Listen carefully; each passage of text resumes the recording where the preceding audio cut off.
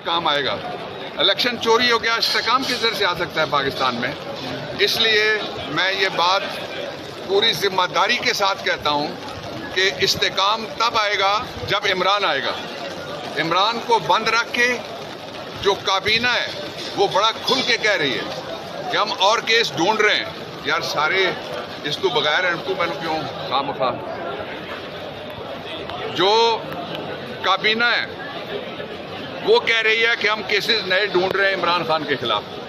वो कह रही है ना मिले तो हम केसेस घड़ लेंगे। इसका मतलब ये हुआ कि ये सारा झूठ है जो मुकदमात बनाए जा रहे हैं। आप जितना मर्जी जोर लगा लें, इमरान खान ना टूटेगा और ना ही पार्टी को तोड़ सकता है। इस वक्त जो पॉइंट ऑफ व्यूज़ हैं मुख्तलिफ मौज़ूआत के ऊपर, मैं भी किसी चीज़ का हामी हो सकता हूँ, मैं भी किसी चीज़ का मुखालिफ हो सकता हूँ। इसलिए मैं अपने दोस्तों से कहना चाहता हूँ जो कहना हो पार्टी के अंदर कहा करें।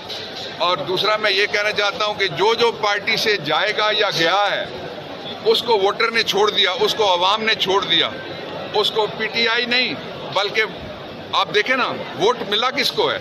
इमरान खान के नाम के ऊपर एक जगह बैंगन था, दूसरी जगह बैंजो था। ये वाहिद इलेक्शन है जिसमें बैंजो और बैंगन लोगों को पता ही नहीं था किसका है, नाम किसी ने देखा ही नहीं है। तो इसलिए सारे लोग हमारे मुत्तहिद हैं। पार्लियामेंट्री पार्टी में कोई ग्रुप नहीं बनने जा रहा जो ये ख्वाब देख रहे हैं कि एक डाकू को हटा के पक्के के एक नीम पक्के का डाकू बिठाया जाएगा। ऐसा कोई डाकू पाकिस्तान को नहीं चला सकता। जो विल ऑफ द पीपल है, आप लोगों ने जो जहाँ वोट दिया हुआ है वो वोट है, उसकी जब तक तकदीस नहीं होगी उस वक्त तक मुल्क में कोई ऑपरेशन कामयाब नहीं हो सकता, खा वो मिलिट्री ऑपरेशन हो। और उसके लिए जो चुना गया है सूबा वो इंतहाई गलत बात है।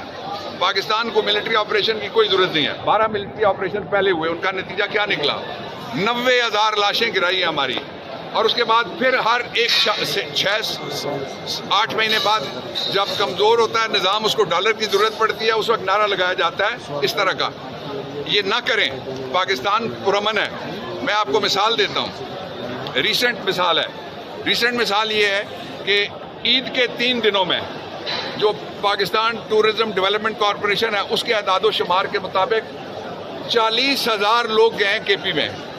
40,000 इस्लामाबाद में भी नहीं आए, कराची में भी नहीं आए, लाहौर में भी नहीं आए। तो जहाँ इतना अमन है वहाँ किस तरह और अमन लाना चाहते हो? अमन रहने दो बस, इतनी मेरी आपसे दरख्वास्त है। और ये जो मुकदमात हैं ये सारे हवा में उड़ जाएंगे। अभी सर नून लीग पीपी से और इस्टेब्लिशमेंट से होते हुए पीटीआई की आपस में जंग शुरू हो गई है, तो क्या कहेंगे इस हवाले से? कोई पीटीआई की आपस में जंग नहीं है।